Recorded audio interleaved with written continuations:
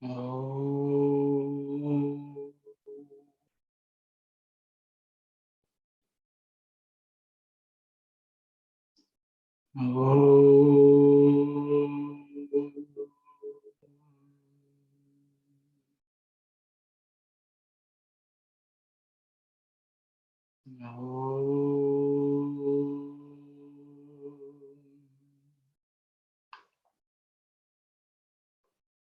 Sairam, everyone. Just to recollect what we discussed last week before we close the session. Swami is talking about vasanas, actually, what the impact of bad vasanas, or malina vasana, Swami says. Swami says that the malina vasanas bring us agonies, sorrow, pain, and so on. And by overcoming them, we'll be freed of all of that.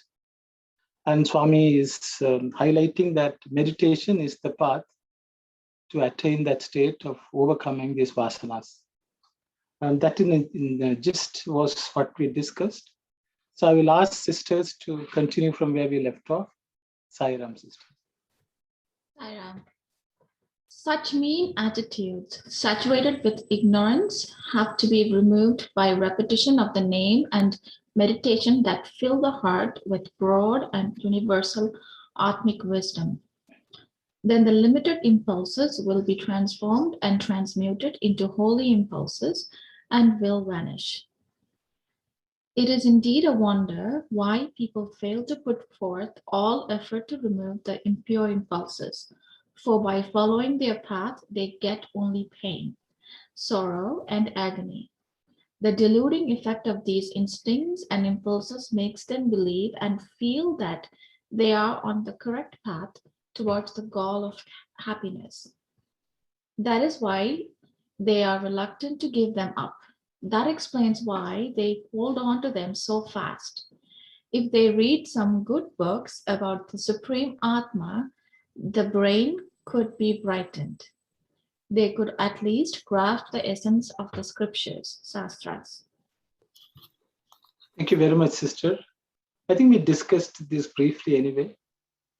So, whatever our state of mind is, I'm just wondering whether when we come to the study circle, we read Swami's words, I think we should see whether our brain is brightened by it. I think that itself is an indication that, we're slowly overcoming the bad vasanas. The thought which struck me as Sister Narmada was reading. So I'll stop here and I will open it up for discussion, please. Saira.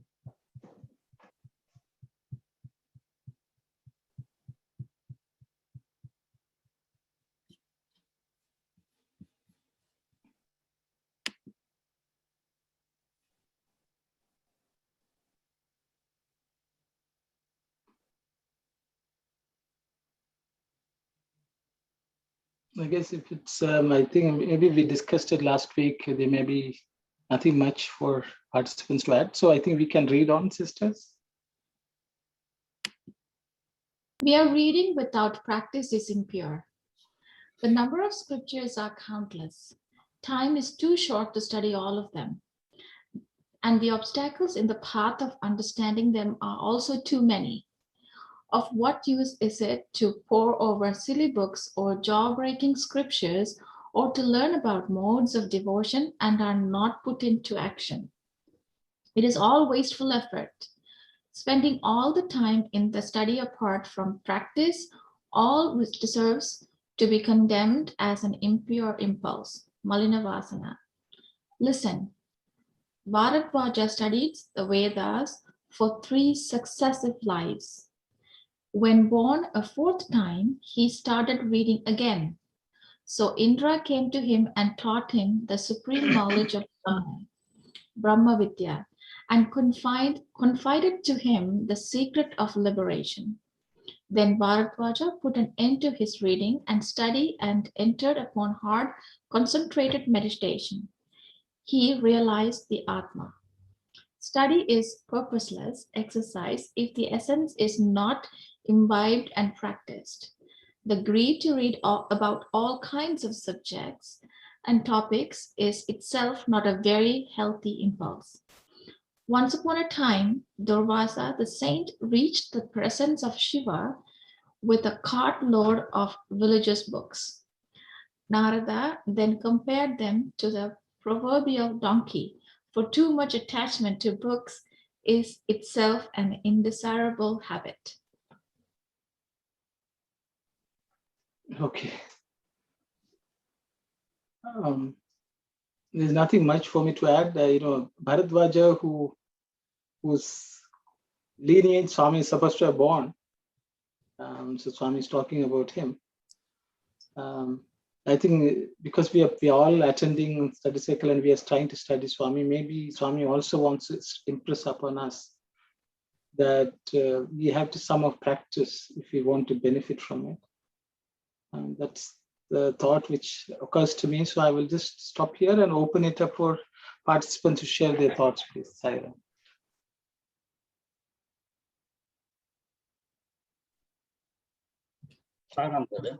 So even Narad Muni,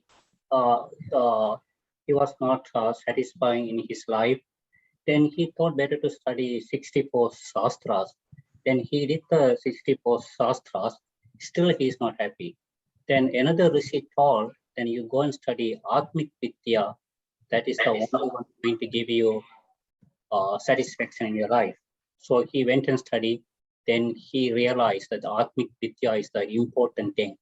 So we are lucky that we are learning through the study circle Atmik Vidya to make us happy. Thank you, Sairam. Thank you very much, brother. Sairam, here is Swami Ryan to saying that the book is knowledge is knowledge.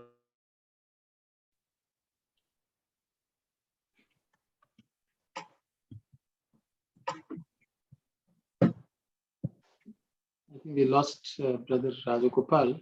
Anyone else, please?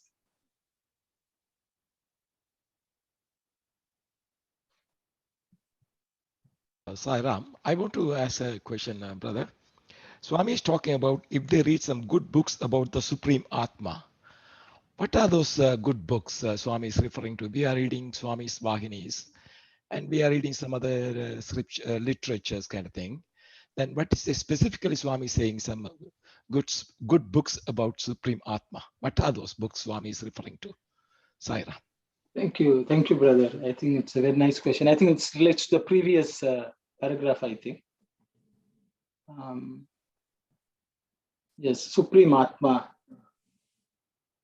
Anyone else? I don't know whether Mani Auntie is online. Yeah, I'm here. But yes, Auntie, Telugu, I don't know. Can you just... I'll read it out.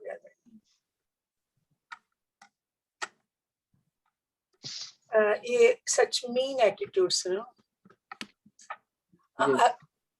Iti agnana prabhamto kaligina neecha bhavabalano malina vasananu nashimpachesi adhyatmika sadhana yaina dhyana japamula valla manujini hridayamuna vishalamina atmagnaanamu kaliginchi pavitra vasanalnu alaparchuno. That means Swami is not giving exactly the name of the book or anything like that. He says adhyatmika sadhana yaina dhyana, go to dhyana, he says, and japa. So the it expands the hearts of a person who reads all these good adhyatmika, that is spiritual books, so that he can get atmagnana. He doesn't mention anything particular about in the next book. Auntie, a little further if you read, I think there may be something. Atti vasanalu nashimpa cheyuta kondaku ప్రయత్నింపదో అదే పెద్ద విచిత్రముగా ఉన్నది. వాసనల వలన తాను సరియైన మార్గం ముందే. I don't think it has got anything. మలిన వాసనలను వీడక జలగల వలె ఖర్చుకొని ఉండును.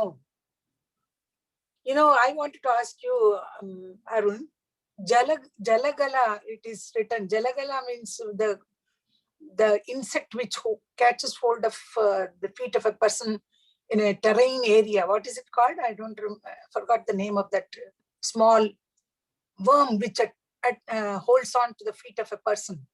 Leech. Leech, exactly. That's leech. Swami is comparing the vasanas to leeches which catch hold of the feet of a person. It doesn't leave them. That's where I was also. Okay. Thank you, Brother Shivasasi. Yeah, thank you. Auntie, next line you should read, Auntie. Saryaina Adhyatmika. Very well. Saryaina Adhyatmika Grantamulaina Chadivinacho, Vari Burralu, Konta Shubramugone na Talampu. I feel their heads will be cleared by reading Saryaina Adhyatmika Grantamulu. So I think, so the brother's question is, what is the Adhyatmika Grantham? Okay, Yeah. that's the, what do we, Swami refers to as Supreme, the books related to the Supreme Atma. So I think that's the question. That is the question. Swami is not giving any particular this thing. Text, okay. So, yeah, Shastramulo Aparamu, Shastramulo Sankya Aparamu, Jivitamu Kshanabanguramu. Our life is very, very short-lived. Addulu is chustama anekamu. Obstacles are many.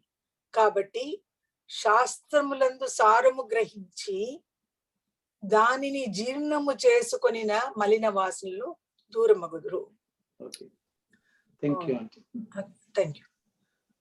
So, brother, I think Swami is saying Adhyatmika books, and also Swami is talking about Shastras, the essence of Shastras. So I don't know, I will just open it up for participants to share what they consider as Shastras or Adhyatmika books.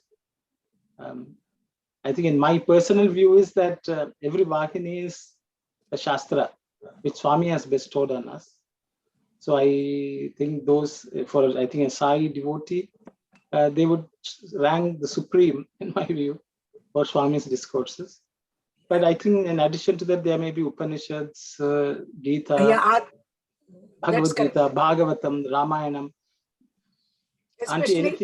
Especially Upanishads, which give us the Adhyatmika Jnana. Atma Jnanam, there's only Upanishads can give us. And of course, Bhagavad Gita. And Swami's Vahini's heroes also. Basically, Swami wants us to know that we are not this body-mind complex. We are that supreme Atman itself. The knowledge should dawn upon us. That's what Swami, not by reading books or not only by reading books, but life's experience also will teach us that we are the real Atma. Sai Ram. Thank you very much, Auntie.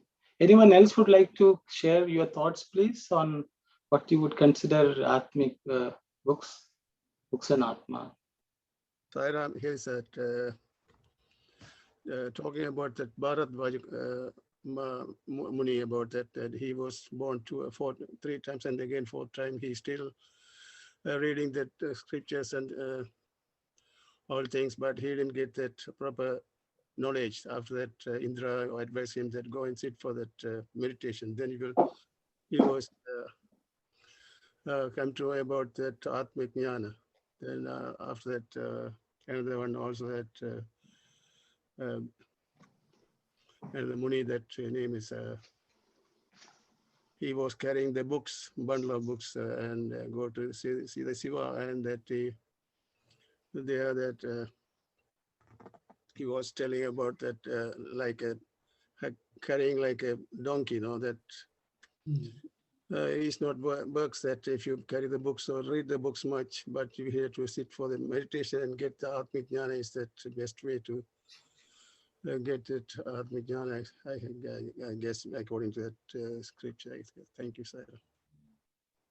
Sai Ram, brother, Sai Ram. Anyone else would like to comment, please, or share their thoughts? Regarding the Bharadwaj Rishi, I think all of us have come across this proverb, Kattrad Kayyadavu, Kattrad Ulagamadavu. That is in Tamil we say, no? I hope all of you are, I think you must be knowing about that. Yeah. So when when Bharadwaja was so much into books and he read, and for three janmas, for 3 lives he studied. And the 4th time when he came, Indra comes and shows him 3 mounds of 3 big mounds, and he tells him, "This is the only thing what you have learned. Still more to learn."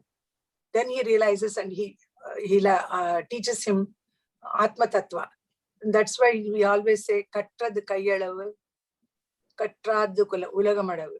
What we have learned is only a handful of knowledge. Still so much more to be left. It's already left. So I hope I'm referring to the same story. If anybody wants to comment upon, please do it. Sai Ram, Aunty, thank you. He's trying to say that according to this teaching that we had to sit for that, so ask for Swami's grace and say that Namasmarana and Smarana is the important things to get that knowledge, I guess. Thank you, Sai Ram. Thank you very much. So, brother, I don't know, Arul, whether you got what you were looking for. Yes, that's fine. Thank you, brother. Thank you so much. And also, I wanted to add to these points that I was listening to Dr. Sanjay Mahalingam, one of his experiences with Swami. He's also mentioning he was reading a lot of books when he entered into this spiritual path, and then and he became very thin. And Swami was asking him one time. Swami saw him and asked him, "What happened to you? You have lost so much weight, and what am I going to tell your mother if she asks? What am I going to tell her? Because she is under the impression that you are under my custody and all my control, and you are doing unnecessary things to your body. You are hurting your body." Things. Then after that, Swami told him, "Put your books in a thing and throw them into Chitravati." He was mentioning he didn't throw all the books in the Chitravati, but he stopped even reading any books after that. Because after that, I think he's putting everything into perspective of this learning about the Atma, like the meditation process sort of things. That's what I wanted to bring to make it better understanding on this one. Thank you, brother. Thank you very much, brother. So, Sai Ram, brother, my understanding is whatever the book in your life enlighten you, read the book over and over again instead of searching for many books. Thank you, Sai Ram. Thank you very much, brother. Thank you. I think Swami also has given a clue. He says, if your mind is brightened by the reading, then I think we are reading the right book. So, if you're feeling down, if you're feeling having a negative state of mind, by reading anything which if it makes us a bit more brighter, I think that's also is an indication that we are reading the right thing. So anyway, now we are this chapter. Anyone else would like to talk about what Swami has said about Bharadwaja, Durvasa, and so on? I think Sai Ram, it's not about the other one. I just looked at the study is a purposeless exercise if the essence is not imbibed and practiced. So for most of us, if we don't practice anything, then study would be a purposeless exercise, and maybe in order to practice or to get some knowledge in the initial stage, the study is very important. Even in the worldly studies too, we have to have some sort of reading the books and getting the knowledge in order to start in that the career perspective or for the practical perspective. But here Swami says that Swami didn't say that don't read books, but in the Durvasa story, it says too much attachment to books itself is an undesirable habit. But Swami didn't say that don't study the books. Swami says that it's purposeless exercise if we don't practice or if we don't imbibe. So that's why maybe our level of studying the books very minimal, I would say, because the Bharatwajam, Muni, he studied for 3 successive lives, and he even wanted to study for the 4th time. But for us, we don't know how many times we have studied the spiritual books. Maybe for us, studying the books it's kind of nothing compared to those the examples and the the knowledge and the jnana they carry it for their lifelong journey. So that's why in my mind, I thought we have to continuously read something to get at least some sort of fundamental or basic knowledge. Thank you, Saira. Thank you very much, sister. Thank you. Anyone else would like to highlight any points which would like to? Saira. Swami says in Prema Vahini, only through love can faith become steady, and only through faith can knowledge be gained. So only through knowledge can para bhakti, complete devotion, be ensured, and only through para bhakti can the Lord be realized. This is my humble request. Thank you very much. Saira. Thank you.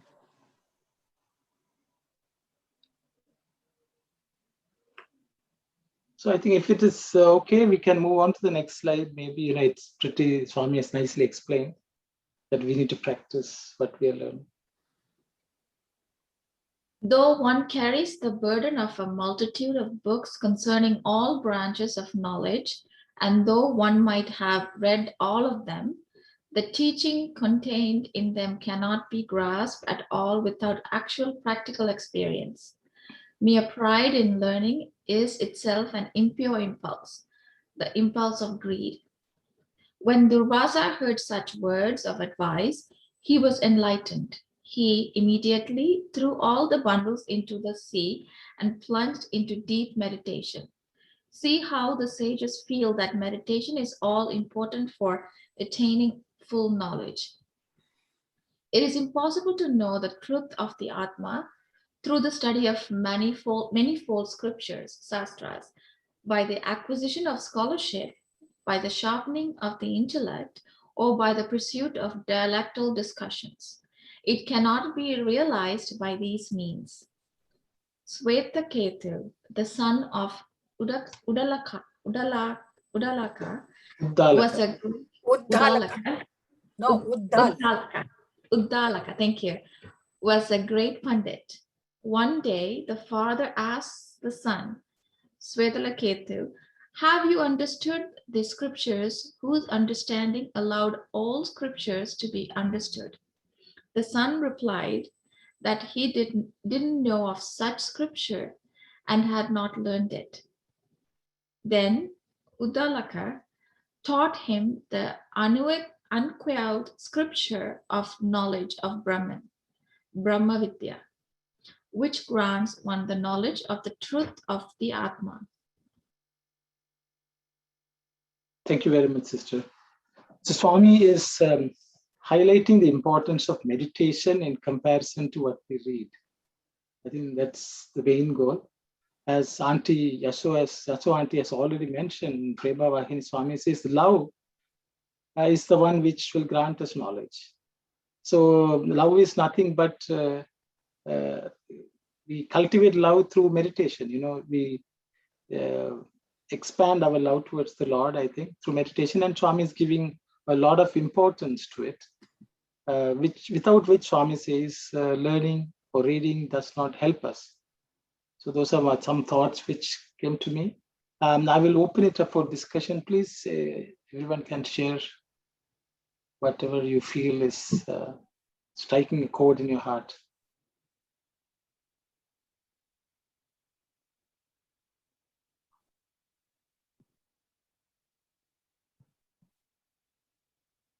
So Sairam brother, the reason you don't need to read a lot of books because you concentrate on the meditation. Once you get the self-realization, the jnana, the knowledge will come by itself. For an example, like we can say Kanappa Nayanar, he doesn't know nothing. Once he get the blessing and grace of the Lord Shiva, then his name was changed to Kanappa Nayanar, and he started to give some knowledge for the other people. Thank you, Saira. Thank you very much, brothers. Thank you. Anyone else would like to share your thoughts? Just a clarification in the last sentence where it says that Uddalaka taught the unequaled scripture of knowledge of Brahman. Is that a metaphorical scripture? Like, is there an actual scripture? Like an actual book about Brahma Vidya? Again, so Saira, Auntie, please go ahead. Actually, when Uddalaka asks Shvetaketu several times, he sends him to the Guru. Go and learn. Every time he comes, and 11 times or 12 times he goes to his Guru and then comes back and then says, I have learned. But father says, no, you have not learned. By knowing which, you can know the rest. You can know everything. That's the that is the Brahma Vidya. Brahma Vidya. Knowing that by which you can learn everything about it, everything about everything else. So that is Brahma Vidya. So he asks him this question. And he, of course, in the end, he teaches him the unequaled scripture of knowledge of Brahma Vidya. That is there, but there is no such book as Brahma Vidya or a scripture which teaches. It's all by experience of realizing the Atman. Only then Brahma Vidya can be. We can experience that Brahma Vidya. Saira. So he taught him by like meditation or teaching him how to meditate or inquiry. Yeah, inquire into your own Atma. Realize that you are not this body. Realize that you are Atman. That is Brahma Vidya. That's what I understand. The rest of them, if they have anything to say, can say that. Okay, thank you very much, Auntie. Anyone else would like to comment on this, please? Sairam, can I say something? Yes. Is it what like Auntie was saying that Brahma Vidya is like seeing divinity, like seeing God in everything? That's what she meant? Auntie, you want to elaborate? Yeah, when once you know that you are that Atman and you start recognizing the divinity in everyone, the same Atma pervades the whole universe. We know that. Of course, we read, but we are not realized yet. That's what he says. Yeah, Brahma Vidya is recognizing the divinity that you are divine and everybody else is divine. Saira. Thank you, Auntie Saira. Thank you very much. Anyone else would like to say? I think someone else was trying to say something. Sairam, brother. I forgot the exact meaning of it, but Swami said something about Pustaka and Mastaka. Also, if spirituality is like ocean, we cannot taste the entire ocean water. We just have to taste a little bit of water. Also, I remember reading somewhere, shelves full of books is a sign of a weak mind, like having shelves full of medicines. So mere accumulation of knowledge is not good if we don't practice little by little. Thank you, Sairam. Thank you very much. Swami used to say, Pustakamalo Vidya Vaddu, Mastakamalo Petko. Keep the essence of all the readings that you have done in your head, not in it will not help you. If the knowledge which you have learned from books will not come to your rescue when it is needed. So keep everything, absorb, imbibe everything, and then keep it in your head. That is, you can remember them. That pustakamuloni vidya panikiradu. That is, it's no use. Mastakamulo pittuko. Keep it in your head. That's what Swami used to say. Thank you. Saira, Saira. Saira. Saira. Anyone else would like to comment on anything, please? So just to, I think, Kalyani, I think you may have gotten the answer. As Brahma Vidya, I think Auntie has said, it is knowledge of Atman. Any Upanishads actually will give you that. That's what Swami says. Vedanta is nothing but Atma Vidya. Upanishads are the ultimate source of that Atma Vidya. And Bhagavad Gita is supposed to be the essence of that. And Swami has distilled and given it to us. But ultimately, that knowledge which is in the books, as others have also pointed out, if Auntie said, if the knowledge is in the books, it is of no use. It has to be transported to our head. And once it's in the head, also it's of no use. It has to be absorbed by practice. I think Swami, that's what Swami has again and again said. So the knowledge is not complete until it is experientially realized. So I think, so from that perspective, it's not a textbook. It's an experiential reality which comes from a book. I think everyone has sort of contributed to. I'm just summarizing what others have said. I hope that's okay. I think anyone who wants to read about Dalaka, they can read Brihadaranya Upanishad or Chandogya Upanishad. I think these are two Upanishads. I think so in Upanishad, the Vahini also Swami is covering it, some of it.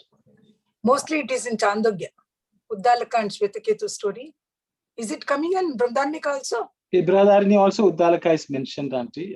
Maybe not necessarily this conversation. I don't know, I'm not sure about it, but Chandogya has got this story. Thank you, Auntie. I think there are different names by which he's also called Aruni, Varuni. Yeah, I think so. Yeah. So if sorry, brother. So isn't that the knowledge comes to us because of the reading of the books? Isn't that coming up because we have read all these books? We have come to a conclusion. Okay, it is not in the books, but it is in me, sort of things. So, brother, Swami gives a nice simile for this. He says, you go to a restaurant, you ask, you're going to order food, they will bring you the menu. If the menu is brought, you read the menu and read the names of the dishes. Swami says, you will not, your hunger will not be satisfied because the menu is only on the paper. Then you order the food. Swami says the food is brought and put on the table. If you just keep on staring at it, also is of no use. Then Swami says, you have to eat it. Okay. So book is like a menu. Reading and understanding and putting it in our head is like the food which is served in front of us. Yeah. Swami says the last part is eating it. Eating it is putting it in our life and experiencing the joy of it. I think all three Swami has, so I thought that answers your question. So book is important. I think with menu is important to order the food. So I thought, again, Swami's nice, inimitable way of explaining it.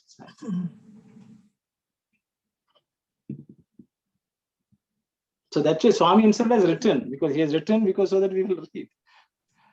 So I think we have to start somewhere. I hope Brother Arul, you're okay. Yes, I'm okay. Yes, thanks, Sairam. I think Brother Arul asks always very good questions, which make us discuss nicely. Thank you. We will move on to the next slide if everyone is fine. Yes. Master the wayward mind through meditation. Hence, one should first grasp clearly the habits of mannerisms of one's mind and its tendencies and attitudes. Then only can one control it, gain mastery over it, and purify and develop memory, will, and imagination. Waywardness is the natural characteristic of the mind. It is like the wind. That is why Arjuna described it to Krishna thus, "O Krishna, the mind is very wayward. It moves very fast. It is very powerful. It is very difficult to bring it under control." I don't think I am. Should I read the Yes, It's okay. exact? It's Auntie okay. can read, I think. Yeah. Chanchalam hi mana Krishna pramadi balavadrudam tasyaham nigraham manye vayoriva sudushkaram. Just like wind, it is very difficult to catch hold of, and then the mind is like that. Vayoriva sudushkaram. Please go on reading. Krishna replied, "Arjuna, no doubt what you said is correct. But by uninterrupted attention and discipline, and by the practice of renunciation, it is possible to control it. Hence, practice meditation as a first step." Thank you very much, sister. So this verse comes in the Dhyana Yoga in Bhagavad Gita, where Krishna is telling Arjuna, Krishna is teaching about meditation, in talking about meditation. Arjuna is telling, "Oh Lord, it's so difficult. What can I do?" And then Krishna says, "Don't worry, don't nasamshaya, don't worry, don't doubt." And he says, "Abhyasena, vairagyena." There are two things he's giving. One is abhyasa, which is practice, and vairagyena means through renunciation. Swami says these two, we can control the mind. And I think, as Swami has said, meditation is the first dhyana. So with those thoughts, I will stop here. I will open it up for discussion, please.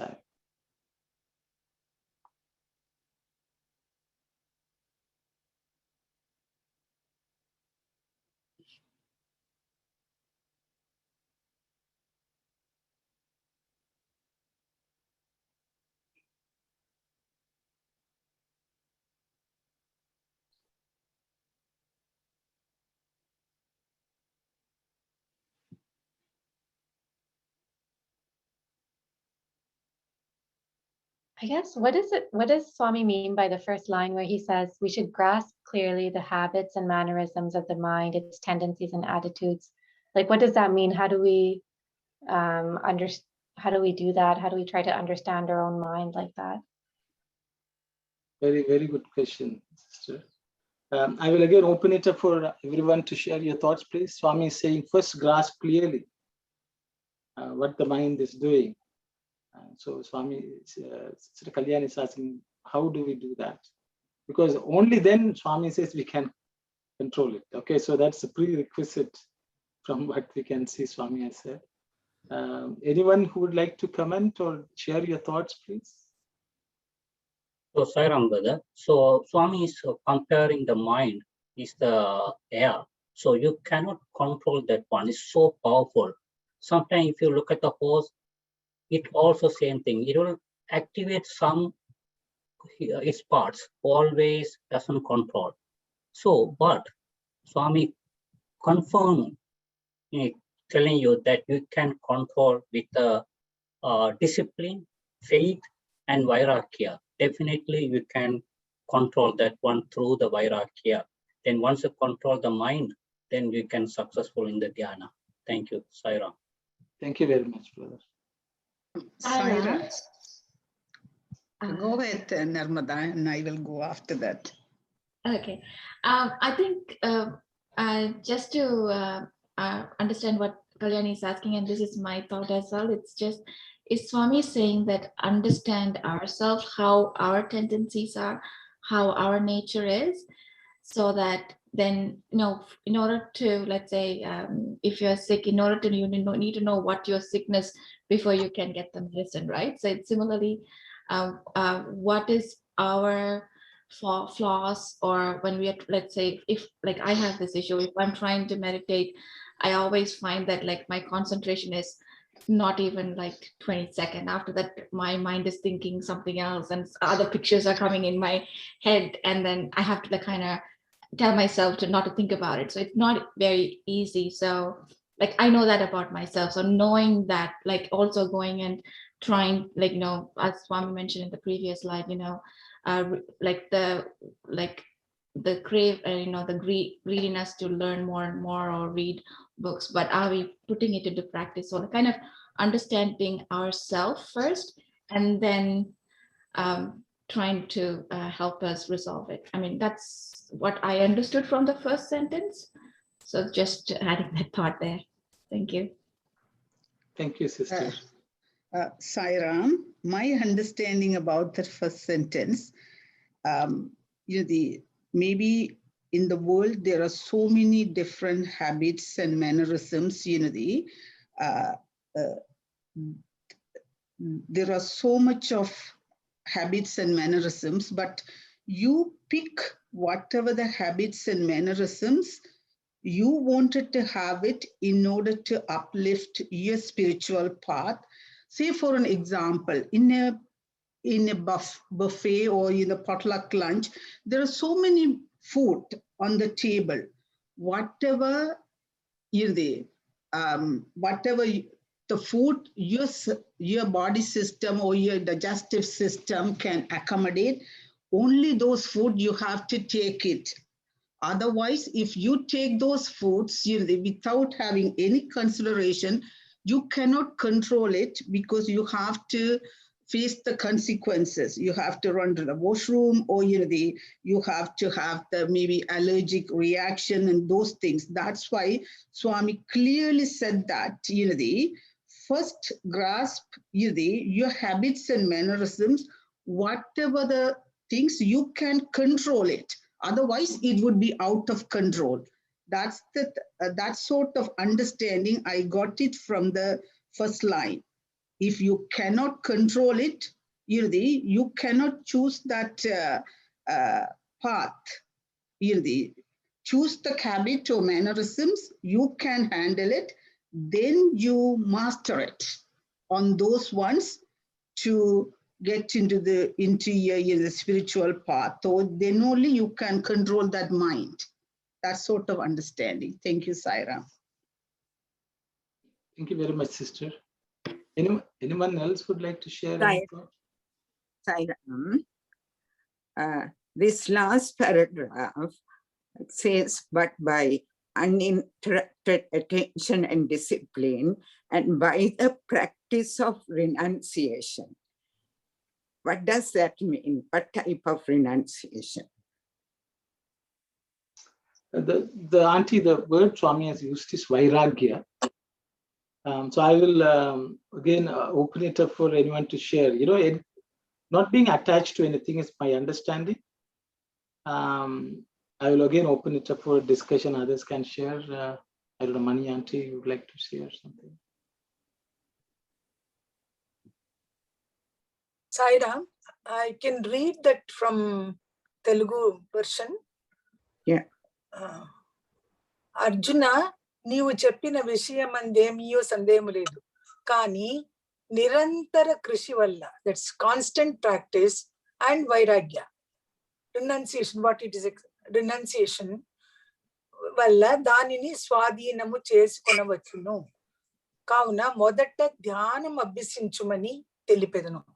By practicing dhyana, you will be able to control your mind, and by nirantara practice, constant practice and renunciation. That's what Swami is saying.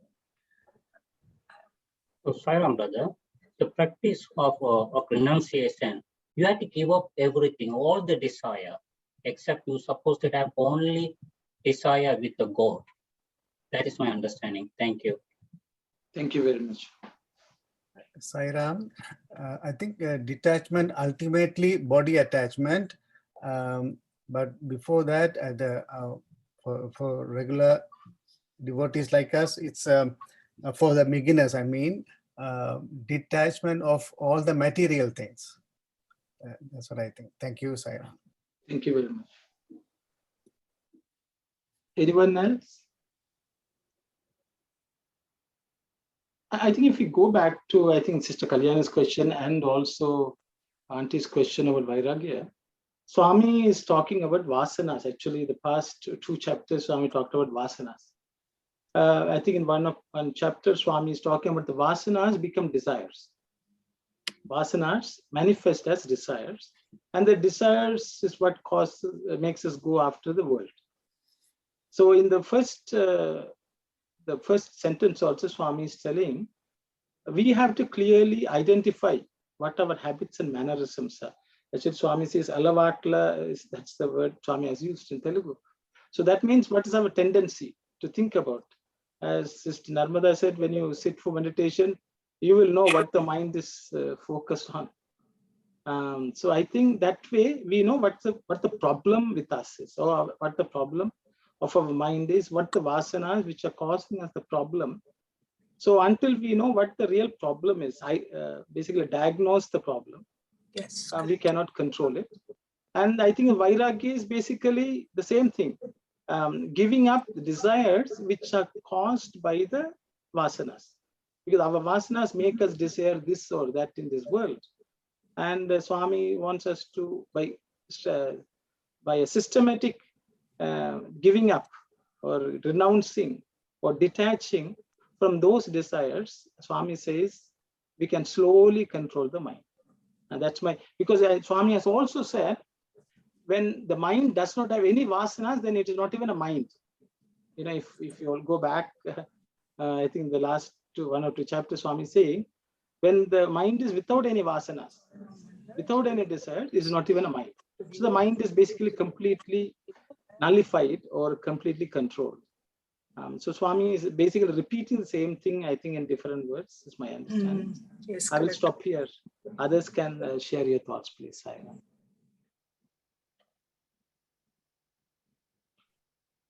Auntie, you Yeah.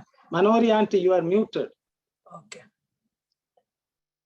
She is talking, but I can't hear. Okay. Now, can you hear me? Yes, Auntie. Yeah. So it's actually giving up desires. That is, it amounts to renunciation. Thank you, Saira. Anyone else? I think Auntie Mani Auntie wanted to say something. Yeah. You know, I just wanted to share this. Swami is saying vasana and korikalu. Vasanas lead us to desires. When desires have to be satisfied, we use our sense organs and we satisfy our wishes. So Swami says, ee renduno mukyamaina margamulu. So first of all, controlling the vasanas and korikalu, desires, and so that you can control the senses. So korikeye manasunu kalavara parchuno, because the desires shakes our mind. Indriyamula vaipu paraginudupu. So we give attention to our senses. Ee karanam valla jeevudu manassu yokkayu భ్రమింపచేయు ఇంద్రియములొక్కయు మాయాజాలములో పడి తప్పించుచున్నాడు. Jiva is taken, he is brought into Mayajala because of the Brahmimpachayo, that is Brahma, which Brahma is delusion. Delusion of the mind, which is taking us to this Mayajala. Sairam, in the second sentence, what imagination Swami is referring to here? Then only one can control it, gain mastery over it, and purify and develop memory, will, and imagination. What imagination Swami is referring here? See, I think Auntie can read. Appudu tana Nyapaka Shaktini, Icha Shaktini, Bhavana Shaktini Swami has used. Can you read, Auntie? Oh, so Sister Ananti, Swami is using three words. Swami is saying Nyapaka Shakti means your memory. Okay. Then he said Icha Shakti, your willpower. Then Swami is saying Bhavana Shakti means your visualization ability. Yeah. Or visualization. It's not imagination, it's visualization. Okay. Okay. Thank you. That's very clear. Yeah. So through those three things, we can control. That's what Swami says. Ichha Shakti, Gnana Shakti, Bhavana Shakti. Bhavana Shakti is the imagination. Gnana Shakti, Ichha Shakti, desire. And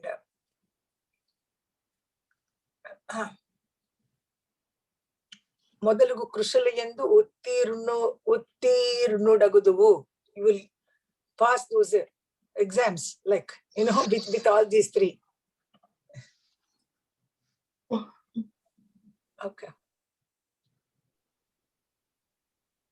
Sorry, brother, can I interrupt?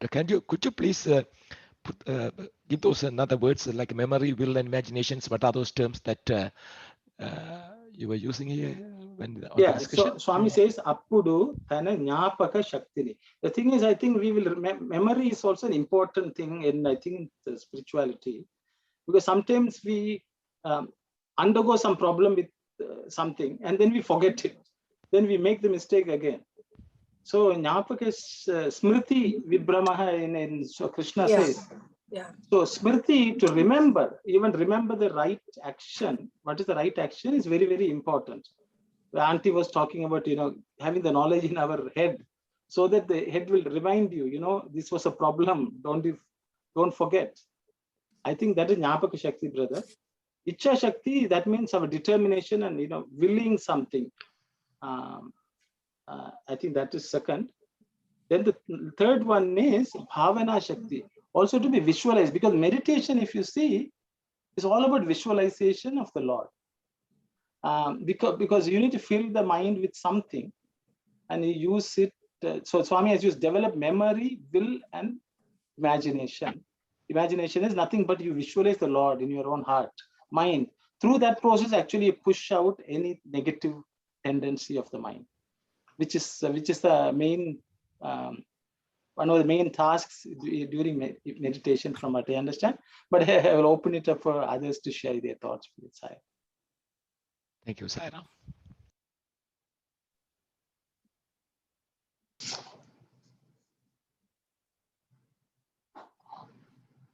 I think ultimately Swami is, giving us some positive, optimism. Don't worry. Arjuna complained of the same thing, and Krishna told, practice renouncing your desires and giving up. Through that, everyone can achieve. He doesn't want us to give up, because we say we meditate and every day the mind is running.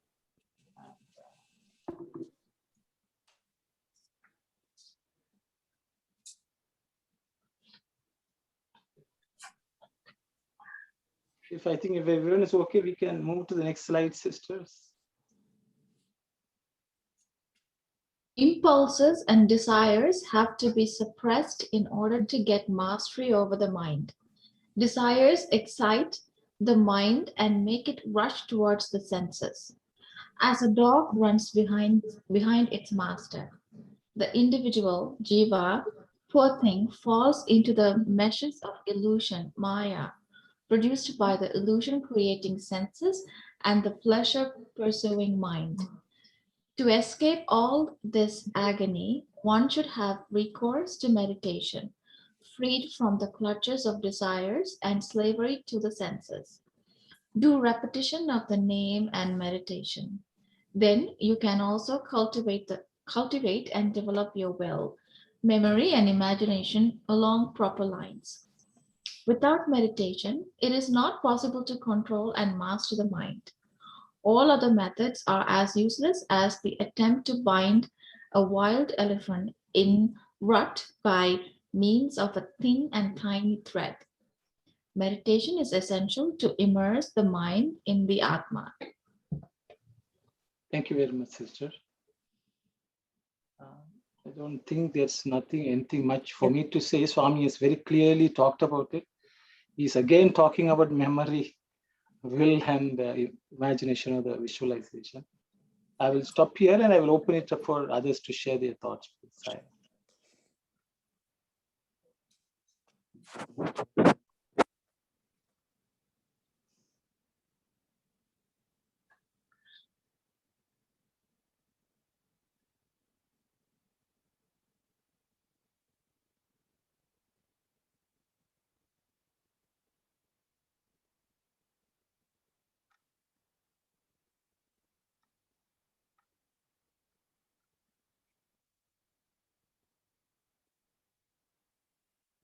In the third line, where it says, Jiva, poor thing, falls into the meshes of illusion, Maya, produced by the senses and the mind. So is Swami saying Maya is produced by the senses and the mind? I don't think Swami is talking about Maya. The mind is producing the Maya, sister. Yeah, no, Swami... sorry. Go ahead, Auntie, go ahead. Yeah. The individual poor thing falls into the meshes of illusion, Maya, produced by illusion creating senses. That's where she is referring to. In Telugu also, Swami said, Brahminpacheyu Indriyamulu Yokka Maya Jalamulo Padi Tappinchuchunnadu. Jiva is undergoing a lot of he is fallen into the meshes of illusion.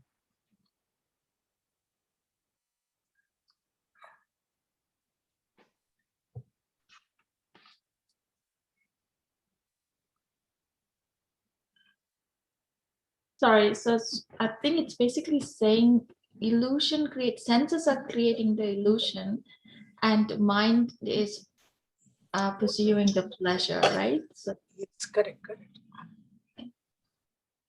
Auntie, what is Swami saying? Indriyamula Indriyamula Yokkayu Maya Jalamulo Jiva Manassu Yokkayu Brahminpacheyu Indriyamula Yokkayu. That means one is mind and the other one is Indriyas, senses. Yeah. He is into this Maya Jala. Both are creating the Maya for them, Maya for the Jiva. Mind and the senses, they are creating the Maya. So I think the question which Kalyani asked was, is the Maya created by the Indriya, was the question. Yeah, it is here, I think Swami is saying. So my understanding is, see, I think there's a difference between Maya and Maya Jala. Maya Jala. Okay. Maya is illusion, which Swami says is part of God himself. It's an aspect of the Shakti of God. Yeah. But Maya Jalam is a mesh, is a net. And in that net, that is called, that's created by the mind. So in this world, we look at everything in this world. They are illusion because we cannot see the divine within that. But then what we do is we take these illusory thing which we see, and then we create our own web into which we are caught. So for example, we see someone, and then that itself is illusion. That is, you're looking at the person's body or the person's personality and thinking this is that person. That is Maya. Then what we do, we get involved. Then that creates a web, or a web of attachment. All sorts of emotions. All that is actually created by the mind, which is the jalam, which is nothing but a web, and that is created by the indriyas. For example, if we take some food which is nice, it's okay to eat, but then the mind will say, okay, let me eat this, or it creates its own world, and then it gets caught. Then it can't escape from that. So I think the Maya Jalam is created by the Indriyas, but the Maya itself is already existing just the way Brahman is. That's my understanding. I hope I didn't... Auntie, it's okay. Yeah. The whole universe itself is Maya, but we are caught in the web of Maya Jala only because of our own making. That is our mind as well as our senses. They are creating the Maya Jala. That's what Swami is trying to tell us. Isn't that? Yes. I think so. I think so, Kalyani. Oh, that makes sense. Thank you. Yeah. So like an enlightened being would be living in Maya, but they wouldn't be caught in the net. No, he is never caught. He is never caught. But ordinary people like us, we are just caught like fish in the net, and we just undergo a lot of suffering. So jala means net or web? Net. It's a net, which a hunter uses for catching birds or anything. Like we have the World Wide Web, actually, that web we are caught. We have the World Web. brother, in order to understand the illusion also, senses are working through it, right? So that's also point there, right? Without senses and triyas, you don't see the Maya. Yeah, senses experience my experience of Maya, sister, but if you let them loose, they will create a web. That, yeah. So I think that's my understanding. Yeah, thank you. So, Sairam brother, I totally agree whatever you said. So, in reality, the jiva transcend the quality such as the sattvic, rajas, tamas, but it is diluted by Maya. So, because of the Maya, you are the one. Because of the desire, you went. Maya didn't come to you. Even some girls, they have Maya, her name. Even that, then even they say, you are the one caught me. I didn't come to you. So once you caught, you have the desire. The web is going to be develop more and more. Then you will be in trouble.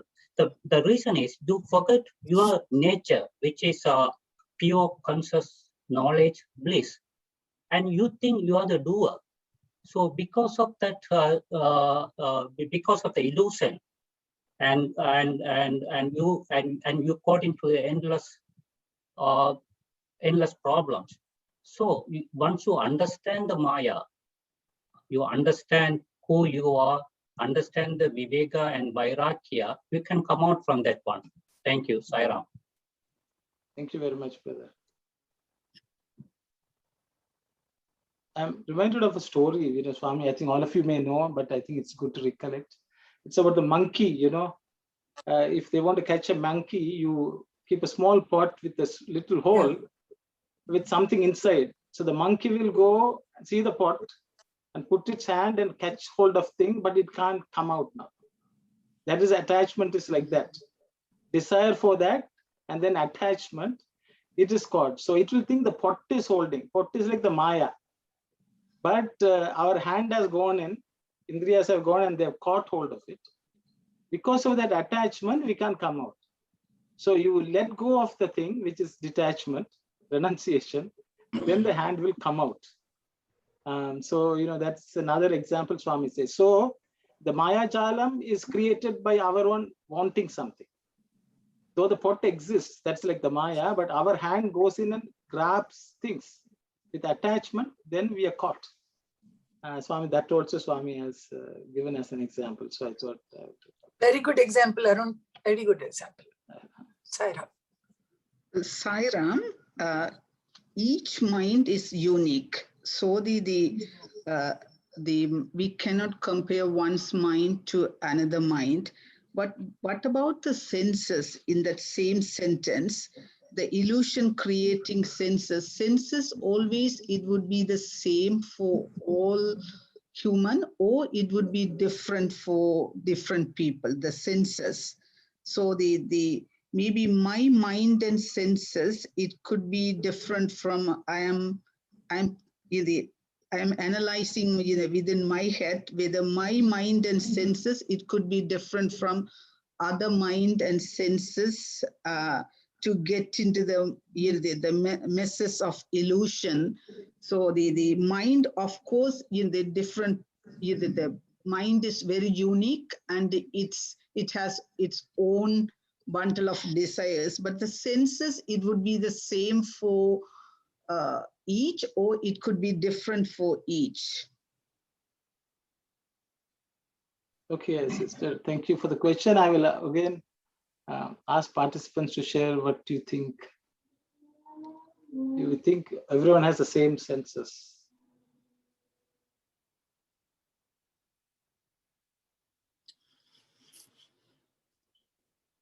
According to that status we are staying, we are, the senses should be changed. No, that how we are looking at that. Some problems, nothing worried about to that high elevated souls. No, they are above this all this problem in the worldly attachment. No, they don't have any problem with that mind. So this is different from that each one, I guess. Thank you, sir. Because I am wondering, someone they will realize and they will pull the hand outside the pot. Some wouldn't be able to get their hand out at all until the last breath of their life. That's why I'm wondering whether the senses also, it takes a big part in someone's life. The mind, of course, the senses also, because some people they would go for the different pleasures and those things. Some they won't. That's why I was wondering that maybe there's some people maybe the senses also it comes from your past birth, or maybe according to the vision well, or that was my the thinking towards senses. Some easily they will put their hand. Even there are so much of worldly pleasures, they wouldn't attach into that one. Easily they will detach and come out. Some, as the moment they get into that pot, they couldn't be able to come out at all. Even if they really try hard to come out, they are unable to come out. Maybe that was maybe the practical question I thought about in my mind. For some people it works. Some people they are unable, whether they have to blame on them, or maybe it's beyond their control, or it's beyond their the ability. So, Sairam sister, so my understanding is senses are this way it works. Desire. Once you have desire, everyone has a desire, that activates the mind. Now the mind wants to enjoy through the senses. So if your outdoor and indoor is closed, you can be pure. So you are both doors supposed to be closed. Thank you, Saira. Anyone else? But in the practical point of view, Brother Thasan, outdoor and indoor to close, it's very, very difficult, in practical point of view. Indoor, you can close, but outdoor, sometimes it's very, very hard, in my personal view. Thank you, Saira. Short practice. So sister, I don't know, others have not shared anything. So my view is, you are right. The mind is the controlling force. But indriyas by themselves don't exist if the mind is not giving attention to the indriya. So the indriyas by themselves are not the culprits. It is just that the mind is the one which is letting loose, or it's going behind the indriyas, which cause the indriyas to cause the problem. So I think you are right. If we control the mind, but as Brother Thasan said, sometimes we have to shut the outside door so that the mind can control itself. Because if the outside door is not closed, the mind will run through that. Because that's its tendency. I think Swami has already said, desire excites the mind and it rush towards the senses. So sometimes the door has to be closed if you want to control some anything. Though even the door is not the problem, the door causes the problem, escalates the problem. I think that's what Brother Thasan said. But you are right. The mind is the one, which we are all struggling with. Yes, thank you. Thank you so much, brothers.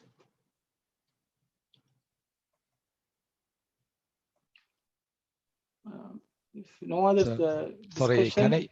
Sorry, yes, I don't brother. know. It's a relevant question for this topic, but I'm trying to understand. Is there some sort of a universal sort of mind that operates?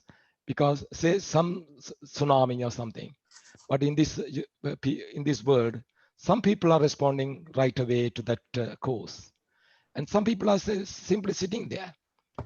So what is the prompting that makes some people to move on move towards that particular course and do some actions on that. And some people are simply sitting it and doing nothing about it.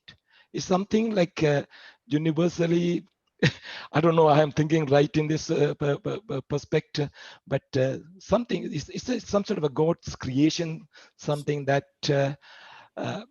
may make people to do things in a different way, other than this Maya and all these things. I don't know if that's the right question I'm asking, but I'm trying to understand.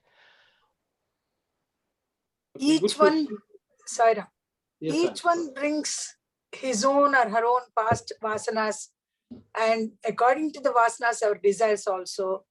So sense organs and the mind God has given to everyone, but it depends on each individual how, with what vasanas they have come into this birth and how they pursue their desires. It all depends on that. So I don't think any, it's only our past vasanas which makes us go according to the, they follow the senses. And the senses will go and get satisfied with the particular desires when they go out. Saira. Thank you very much, Auntie. Anyone else would like to share your thoughts, please? So brother is asking, I think, brother, I will try to rephrase your question. So brother is asking, is there something called a more universal mind, something which spans across people? Or is it just limited to each person? And because sometimes when there is something bad happening, there are many people who respond to it. And then there are many people who don't care about it. So he's asking, what is the differentiating factor? Is there something which is fundamental, which is universal, something like a mind? Is there something like that? I think, is Brother Arul, my question rephrasing? You're perfectly right, because my English is not that good. No, so you put it in a nice way. Thank you, brother. I appreciate that. Okay, I think it's a nice question. So I will again ask others to share your thoughts.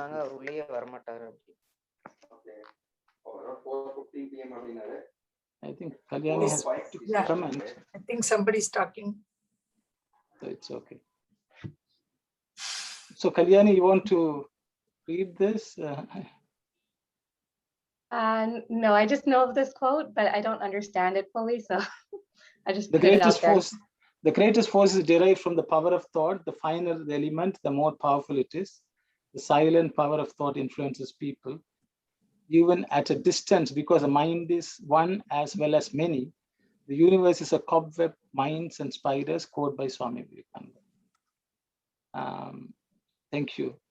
So I think it sort of more or less talks about the same thing. Is there one universal mind? I think that's the question which brother asked. I will again open it up for discussion if anyone has something. Because if no one has, maybe I will say, what I understand from based on what Swami has taught. See, when we come to the mind level, Swami says there's a duality. When there's duality, there's always partitioning of things. Each individual feels they're separate, they're different. So the mind by itself is something which makes us separate. And that is how the entire human being are called Manuja, or someone who is born of the mind. Okay. So the thing is, the mind is ultimately thing for us to feel separate from somebody else. We think we are different, the others are different. So from my understanding, brother, even though the mind matter is universal, that mind itself generally creates a division. So because of that, it is unique. Every person is different because of the nature of duality. But you ask, is there something universal which spans across everyone? Swami will say, Hridaya is Ishvara, he is one. And he is an aspect of Atman which is present in everyone, which is identical. That you ask the question, if something bad happens, if people are rushing towards it, generally people go out of compassion. Swami Daya is compassion, which is a universal, singular quality. okay, which is all expansive. It expands. That is its nature. So the daya or the compassion or hridaya, heart, is universal. So what happens is, but why individuals differ, person to person differ, is only because of what Swami said, mind. Mind is a collection of vasanas. Depending on our vasanas, the flow of our heart, the love in our heart will be obstructed. So because of that obstruction is what we see differences among people's reactions to various situations. So which is the three gunas, sattva, rajas, tamas. And the more sattvic the quality, the more transparent the hridaya will flow through. That is my understanding, brother. I don't know whether that answers your question. So Swami would say hridaya is that one indivisible entity, or which spans across everyone, and that is nothing but God himself, who is resident in us. But the differences between human beings happen only because of mind, which is full of various kinds of vasanas. So that's my understanding, again basically referring back to whatever Swami has so far spoken. So I thought I will share that. I don't know whether that answers your question or not. You very well answered, brother. Thank you so much. Really, that's very nicely put. So ultimately, by observing our mind, is it sad? Is it happy? It is disappointed? Is it feeling negative? Is it feeling down? We will know what the tendency of the mind is. And Swami wants us to observe ourselves. Is my behavior colored by my mind, by the vasanas? Because if that is not there, we will always be happy. We will always be blissful. And that is ultimately the test, to see whether the vasanas are blocking our hridaya, heart, from expressing itself. Then Swami says, when that state is there, even if you read something divine, Swami says you will be bright. Your life will be bright. Your person, your state of mind will be bright.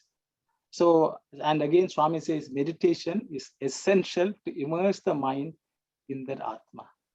Meditation is nothing but making our heart function better and better, is my view. I think I've spoken too much. It's 4:18. I will just pause. If anyone has something to share, please go ahead and share. If not, we'll close the session.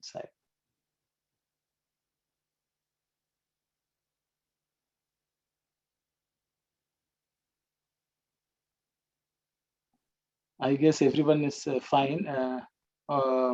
So we will pause the session for today. We'll close it today with the Samasta Loka and Shanti, and we will continue next week. Sai Ram.